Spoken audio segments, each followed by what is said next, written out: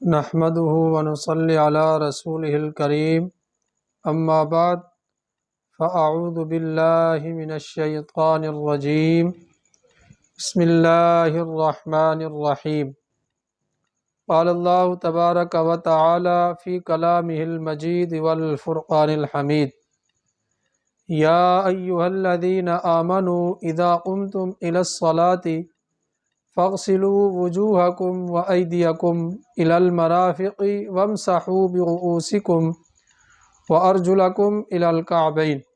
صدق الله مولانا العظيم وصدق رسوله النبي الكريم الأمين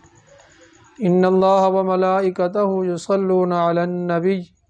يا أيها الذين آمنوا صلوا عليه وسلموا تسليما اللهم صل على سيدنا ومولانا محمد وبارك وسلم وصل عليه الصلاة والسلام عليك يا سيدي يا خاتم النبيين وعلى آلك وأصحابك يا رحمة للعالمين۔ اللہ رب العزت کی حمد و ثنا کے بعد حضور نبی اکرم صلی اللہ علیہ وآلہ وسلم کی بارگاہ میں ہدیہ صلاۃ و اسلام کا نذرانہ عرض کرنے کے بعد محترم سامعین و ناظرین، جو آیات مبارکہ تلاوت کرنے کا شرف حاصل ہوا، اس میں اللہ رب العزت نے وضو کے فرائض بیان فرمائے ہیں۔ وضو کے 4 فرائض ہیں جو اس آیات مبارکہ میں اللہ رب العزت نے ارشاد فرمایا ہے۔ یا ایھا الذین آمنوا اذا قمتم الی الصلاۃ فاغسلوا وجوہکم، اے ایمان والو جب تم نماز کے لیے کھڑے ہو، جب تم نماز کی طرف کھڑے ہو، فاغسلوا وجوہکم، اپنے چہروں کو دھو لو، وَأَيْدِيَكُمْ إِلَى الْمَرَافِقِ، اور اپنے دونوں ہاتھوں کو کوہنیوں سمیت دھو لو، وَامْسَحُوا بِرُؤُوسِكُمْ، اور سر کا مسح کرو، وَأَرْجُلَكُمْ إِلَى الْكَعْبَيْنِ، اور اپنے دونوں پاؤں کو ٹخنوں سمیت دھو لو۔ یہ 4 فرائض اللہ رب العزت نے قرآن مجید میں ارشاد فرمائے ہیں، اور حضور نبی اکرم صلی اللہ علیہ وآلہ وسلم نے ارشاد فرمایا کہ جب بندہ مومن وضو کرتا ہے تو جہاں جہاں وضو کا پانی پہنچتا ہے، یعنی جو جو اعضاء وضو میں دھوئے جاتے ہیں، تمام ان اعضاء سے اللہ رب العزت اس کے تمام صغیرہ گناہوں کو مٹا دیتا ہے۔ اللہ رب العزت اس کے تمام صغیرہ گناہوں کو معاف فرما دیتا ہے۔ جب بندہ مومن اپنا منہ دھوتا ہے تو اس کے منہ کے جو گناہ ہوتے ہیں وہ جھڑ جاتے ہیں۔ جب اپنے ہاتھوں کو دھوتا ہے کوہنیوں سمیت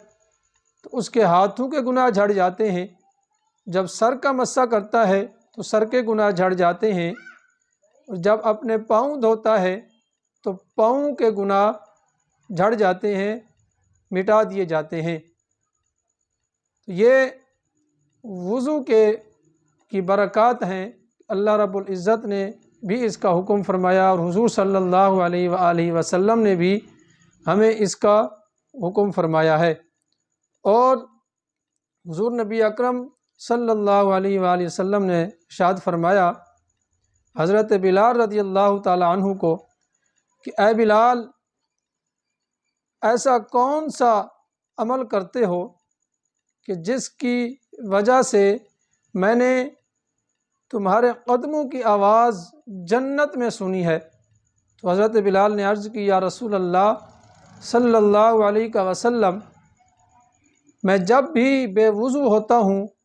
تو میں فوراً وضو کر لیتا ہوں۔ تو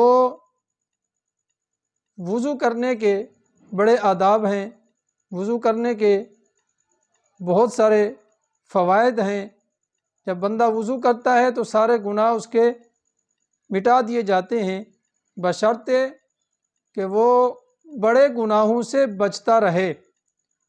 اور حضرت امیر المؤمنین خلیفہ دوم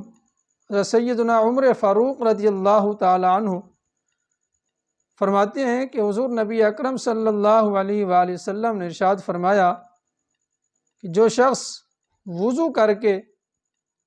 وضو سے فارغ ہونے کے بعد نگاہ آسمان کی طرف اٹھا کے یہ کلمات پڑھتا ہے، اشہد ان لا الہ الا اللہ وحدہ لا شریک لہ واشہد ان محمدا عبدہ ورسولہ، تو اللہ رب العزت اس کے لیے جنت کے 8 دروازے کھول دیتا ہے، یعنی قیامت کے دن وہ وضو کی برکت سے جس دروازے سے چاہے وہ داخل ہو سکتا ہے۔ سبحان اللہ، کیا ہی بات ہے کہ وضو کرنے سے ہمیں اللہ رب العزت کتنا نواز رہا ہے کہ جنت کے 8 دروازوں میں سے جس سے بندہ مرضی چاہے داخل ہو سکتا ہے۔ دعا ہے کہ اللہ رب العزت ہم سب کو ہر وقت وضو میں رہنے کی توفیق عطا فرمائے، اور اللہ رب العزت ہم سب کو 5 وقت نماز باجماعت ادا کرنے کی توفیق عطا فرمائے۔ وما علینا الا البلاغ المبین۔